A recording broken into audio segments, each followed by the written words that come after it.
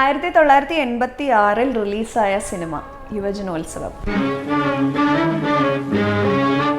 ഒരു ക്യാമ്പസിൻ്റെ കഥ പറഞ്ഞ ഈ സിനിമയിൽ നമ്മൾ എന്നും ഓർത്തിരിക്കുന്നത് ലാലേട്ടനെ തന്നെയാണ്. ഒപ്പം ഉർവശി ചേച്ചിയുണ്ട്, മേനക ചേച്ചിയുണ്ട്. പിന്നെ ഒരു ബാലതാരമായി ഓടയിൽ നിന്ന് എന്ന് പറയുന്ന സിനിമയിൽ അഭിനയിച്ചതിന് ശേഷം സുരേഷ് ഗോപി എന്ന് പറയുന്ന നടൻ തിരിച്ചു വന്ന ഒരു സിനിമ കൂടിയാണ് യുവജനോത്സവം.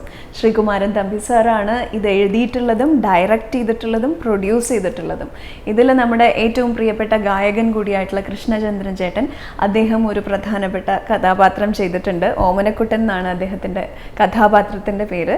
ഈ സിനിമയുടെ ഓർമ്മകളും അന്നുണ്ടായ സംഭവങ്ങളെല്ലാം പങ്കുവയ്ക്കാൻ വേണ്ടിയിട്ട് കൃഷ്ണചന്ദ്രൻ സാറുണ്ട് ഇപ്പോൾ നമ്മുടെ കൂടെ. ശ്രീകുമാരൻ തമ്പി സാറിൻ്റെ നിർമ്മാണവും സംവിധാനവും അതിലെല്ലാം പുള്ളിയായിരുന്നു, അദ്ദേഹമായിരുന്നു. അത് പിന്നെ പറയേണ്ട കാര്യമില്ല. ഗാനരചനയും സംഗീതം രവീന്ദ്രനായിരുന്നു, രവിയേട്ടൻ. സൂപ്പർ ഹിറ്റ് ചിത്രമായിരുന്നു ആ സമയത്ത്.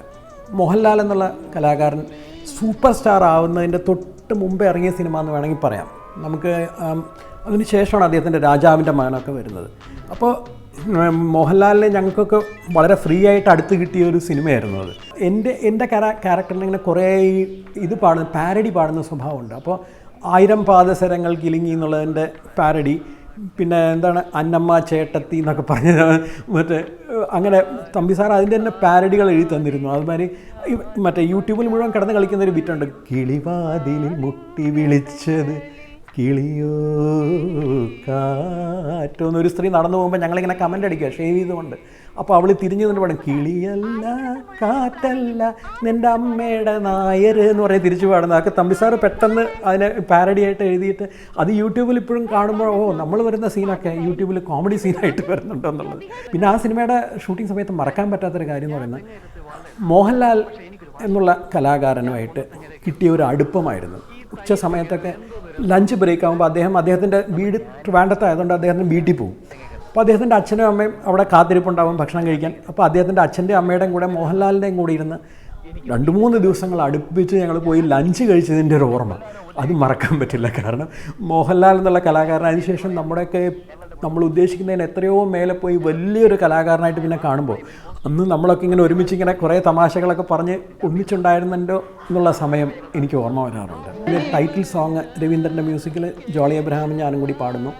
അതിലൊരു അഷ്ടപതി ഞാൻ തന്നെ അഭിനയിച്ചൊരു സീനുണ്ട്. മോഹൻലാലുമായിട്ട് അവസാനം ഇങ്ങനെ വിട്ടുപിരിഞ്ഞ് പോകുന്നതിൻ്റെ ഒരു സമയത്തുള്ളൊരു അഷ്ടപതിയുണ്ട്. അത് റെക്കോർഡ് ചെയ്ത സമയമൊക്കെ എനിക്ക് മറക്കാൻ പറ്റില്ല. കാരണം ആ അഷ്ടപതിയിലൊരു ഇടയ്ക്കയും ഒരു വൈബ്രോഫോൺ എന്നുള്ള ഇൻസ്ട്രുമെൻറ്റ് മാത്രമേ ഉള്ളൂ. ആ വൈബ്രോഫോൺ എന്നുള്ള ഇൻസ്ട്രുമെൻറ്റ് വായിച്ചിട്ടുള്ളത് പിന്നീട് വളരെ പ്രശസ്തനായ സംഗീത സംവിധായകൻ ശ്രീ വിദ്യാസാഗർ ആയിരുന്നു എന്നുള്ളതൊന്നും പലർക്കും അറിയില്ല. നമ്മുടെ മലയാള സിനിമയിലെ മറക്കാനാവാത്ത കലാകാരന്മാരുടെ കൂട്ടത്തിൽ വയലാർ, പി ഭാസ്കരൻ, യൂസഫ് അലി കേച്ചേരി, ONV കുറുപ്പ്, ശ്രീകുമാരൻ തമ്പി എന്നൊക്കെ നമുക്ക് മറക്കാൻ പറ്റാത്ത നമ്മുടെ മഹാന്മാരായ കലാകാരന്മാരാണ്.